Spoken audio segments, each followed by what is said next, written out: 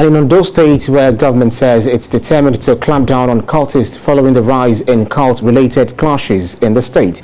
The government also says the ban on activities of commercial motorcycles, known as Okada Riders, from operating beyond 6 p.m. every day in the state is still in force. The State Commissioner for Information and Orientation, Mr. Ojogo, said all security agencies, including Amotekun Corps, have been mandated to ensure the ban is enforced to the latter. We are not trying to place any blame or a general blame on the people who are concerned, particularly the Okada Riders.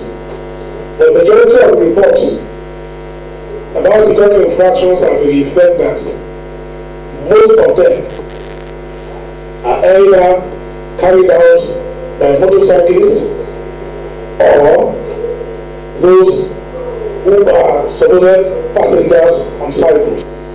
Henceforth, the full work of the law will be visited on anybody who has links with cult activities or cult groups. Those without criminal records and those without the intention to commit crimes under cult groups or activities do not have any reason to fear.